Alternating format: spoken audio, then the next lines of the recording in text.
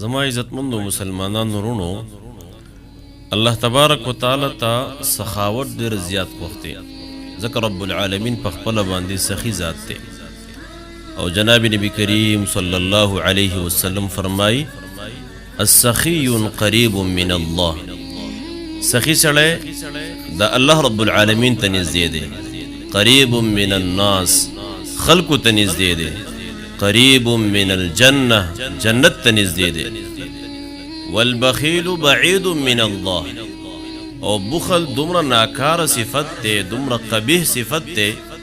چې د بخل په وجه باندې انسان د رب العالمین نه لری کیږي او د خلقو نم لری کیږي بعید من الجنه او د جنت نم لری کیږي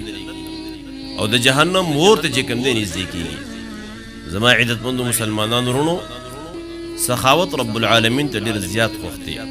فرمای یو سړی به ګناهګاري لیکن د سخاوت صفت پکې دی شاید چې رب العالمین وته دغه سخاوت ته وجنا ځن کدن کې رب العالمین کلمه نصیب کړي دی وجه به زما عزتمندو د صحابو کې او صحابي د غلوم د حضرت عثمان غنی رضی الله تعالی عنہ د غنی په نوم باندې یادېږي او د جناب نبی کریم صلی الله علیه وسلم سره یو لور په نکاح کې و چې کله هغه وفات شو نو بل لور ورته ورلله دیو جن هغې ته عثمان ذی النورین ویلی کېږي هغه عثمان غنی رضی الله عنه ته رب العالمین ډېر سخاوت ورکړی او د هغه د سخاوت واقعات ډېر دي خو زه مختصر انداز کې د هغه یو واقعه وویم د هغه صحابي دی چې جناب نبی کریم صلی الله علیه وسلم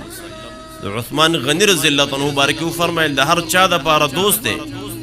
ورفیقی یعنی فی الجنة عثمان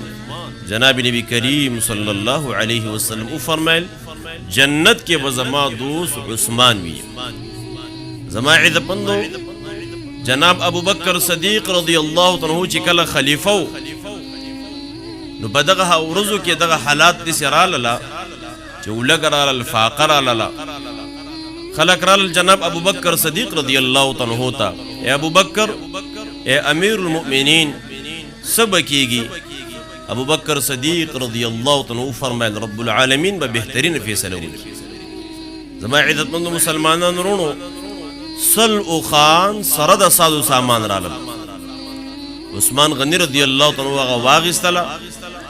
د مدینه منوره تاجران نازي عثمان غنی رضی الله عنه ته فرمای اے عثمان مونږ بتاله دچن نفدر کو دا مونږ تراکا وینا وی درې چوند نفدر کو دا مونږ تراکا عثمان غنی رضی الله عنه ته فرمایل کلس چوند نفر راکوي چې درې کم ویلس چوند خو مونږ نشو درکوله او په مدینه منوره کې مونږ لوی تاجران یو چې مونږ درنوانه لوسو کې د نشي اغسته عثمان غنی رضی الله عنه ته فرمایل تاسو قران نه دی ویلې من جاء بالحسنه فله 10 امثالها چاچ نیکی ترات نو وکلل پلس چوند باندې رب العالمین ورکی او اعلان وکړو اے د مدینه منوره مسلمانانو دا سل او خان چراغلی سره د سازو سامان ناغلی ما د رب العالمین د رضا د پاره د غریبانو د پاره ورکلی ته تیار یم مانه دا ز غریبانو ته ورکو زما عزتمندو د هغه عثمان غنی رضی الله عنه دغه سخاوت دغه اخلاص رب العالمین ته څومره خوښ راغی فرمایي د نبی علیه الصلاۃ والسلام صحابو کې او صحابي دی امام المفسرین وته ویل کی حضرت ابن عباس رضی الله عنه دی وای چې کله عثمان غنی رضی الله عنه دغه عمل وکړو وای ما خوب ولیدو او په خوب کې می څوک ولیدو امام الانبیاء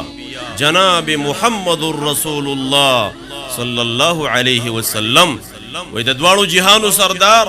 بهترین لباس اغوسته دی او په یو سورلی اس باندې ناشته او جلتی کې روان دی ما ورته الله حبیب ودرېګا نبی علیہ الصلوۃ والسلام جلتی کول وای ما ته وی چې جنت کې د عثمان ولیمه ده او د ولیمه دعوت هغه طرف ته رواني زما عزتمند مسلمانانو ورونو سخاوت رب العالمین ته پسندیده دی څومره چې د انسان د الله رب العالمین لار کې مال خرچه کوي